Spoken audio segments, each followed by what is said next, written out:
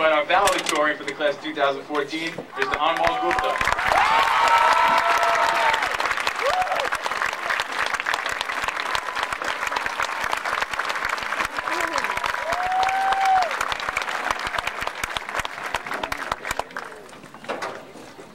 Anmol is a critical thinker, highly motivated, and has competitive and healthy spirit. He's dedicated himself to challenging others to consider differing viewpoints as well as the crew, the wisdom to know that hard work can be accompanied by happiness and fulfillment. He endured a life-changing event that not many his age have had to experience. In 2012, Anmol's father passed away suddenly on a business trip to India. In the midst of his sophomore year, Anmol traveled to India to engage in rituals and practices he did not find comforting. He struggled with the customs of a faraway place and felt his father was not at peace. Being the son, an integral part of putting his father to rest, the sadness ran deep. Despite his own feelings, Anmol remained vigilant for his mother and his brother, and learned that times are not always the time we understand.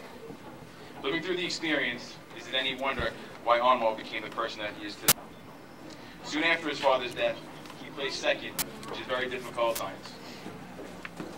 Leadership is something that Anmol has demonstrated over his entire history. President of the National Honor Society, he's also held many other positions in clubs and sports. Always looking for a challenge, Anmol is up for anything. It can be difficult to accurately and vividly paint the picture of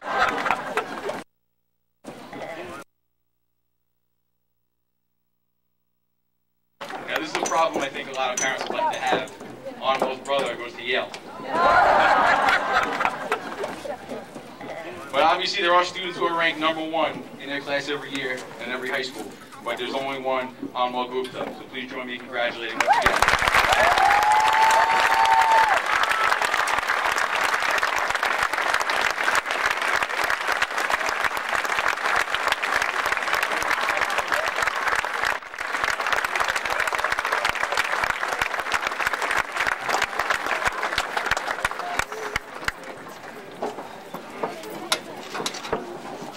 Time to stretch, so give me a second.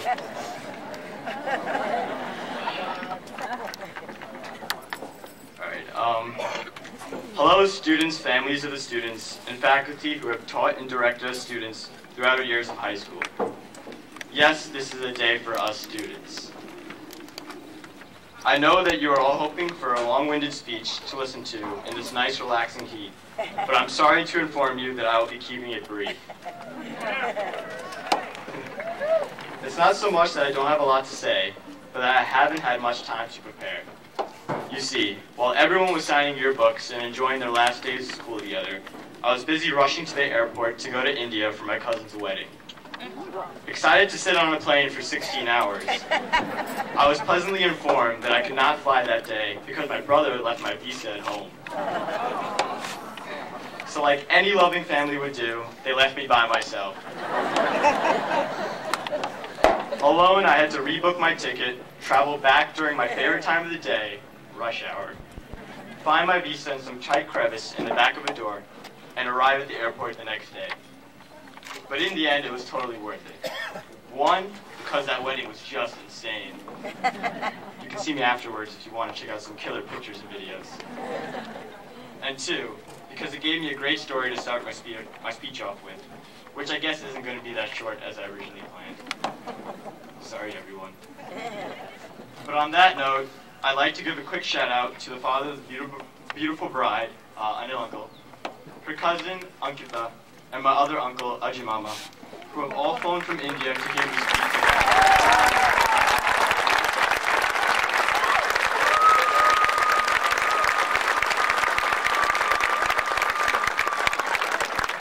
I know they are tired from throwing such a killer rager, so I'm very humbled that they are here today. So thank you, and for like the 100th time, congratulations. Yeah. 5 years ago, my flight sabotaging brother boldly proclaimed that his class was the best class that Sachem East had ever seen. Listening to that now, I can only laugh. That clearly isn't the case anymore. This class sitting here today has easily claimed that title. Time and time again, I hear from teachers and administrators about not just how well we do academically, but also how well we conduct ourselves. I mean, There must be something special about us when a whole middle school full of rambunctious, newly turned teenagers are given the opportunity to go to Boston on an end-of-the-year trip for the first time. Like, come on, that's when you know something's up. We were called Sachem morons, for Pete's sake. Don't get me wrong, there have been some moments in high school where I have wondered, man, the kids from the past years must have been pretty shady if we're considered the greatest class. But I guess that's what happens when you start going to school with a bunch of Sequoia kids. Yeah, that's right, shots have been fired. But even so, there is something really special about this 2014 class. Understanding high school life means understanding cliques. Usually, each person is defined by the clique he or she is a part of. But see, that's where we are unusual.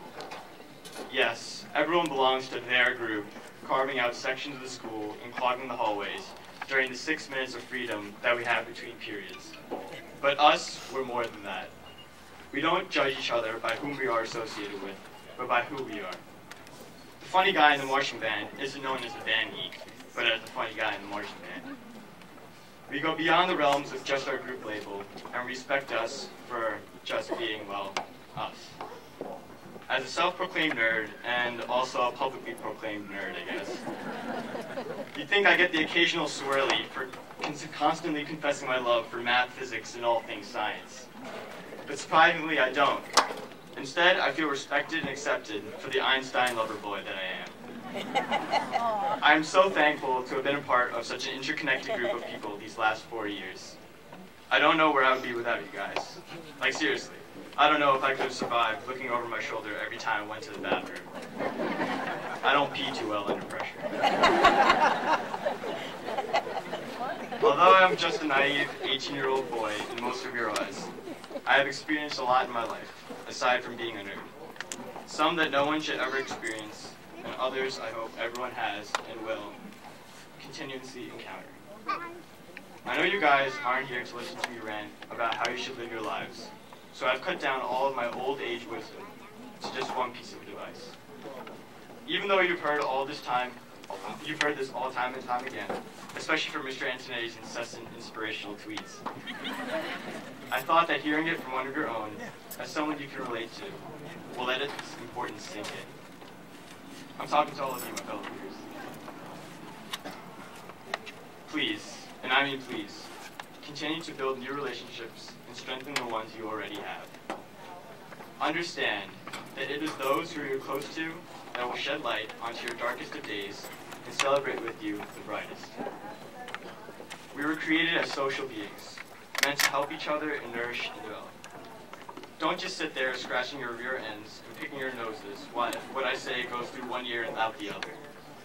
From what I've experienced with you guys, I know these last 4 years, I have faith that all of you will heed my advice. Show the people closest to you how much you love them before it is too late. Never let them go. If there were one person that understood this to the deepest level, it would be Chelsea Medina. For those of you who never got the chance to meet such a lively young lady, Chelsea awed everyone with her passion for singing and her lovable personality. She knew what it meant to foster relationships, doing so with a smile always upon her face. Although Chelsea may no longer be with us today, she will always live on in our hearts.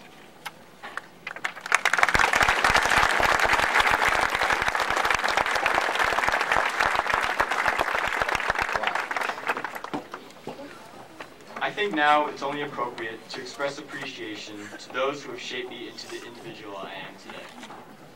We sometimes overlook the significance of teachers in our lives. To me, they deserve the utmost respect. And because their influence is above and beyond what words can explain, I'll just keep it at that. Thank you to all of my fellow graduates, and especially my best friends. You guys are hella funny, and honestly, know me better than I do. Sorry, I'm not going to give names for the sake of saving drama, you know us high school kids. But you guys know who you are. Then there is my family. I don't want to dwell on tragedy that my bro, my mom, and I faced 2 years ago, because this isn't a day for mourning, but a day for celebration for all of us graduates. So on that note, I'd just like to say a few words. My dad was by far the most fun-loving person I have ever known. His laugh could be heard from miles away, as he constantly spat out the most ridiculous jokes. I feel such a sense of pride when someone tells me I am an exact copy of him, because there's no one I strive more to be like. I know he is watching over all of us right now, so I just want to say, I love you, Papa, and thank you for everything. Finally, my mom and my brother, Akshay. You guys are my backbone, my heart and soul, and my biggest supporters. There is no one stronger than my mom or brighter than my brother. Doing what they've done still astonishes me to this day. We have grown such a tight bond, and that shield will never be broken. I love you guys so much. Wait, do you guys hear that? I think it sounds like a fat lady singing in the distance. Well, I guess that means my speech has come to an end. Stay classy, class of 2014. Anmol out.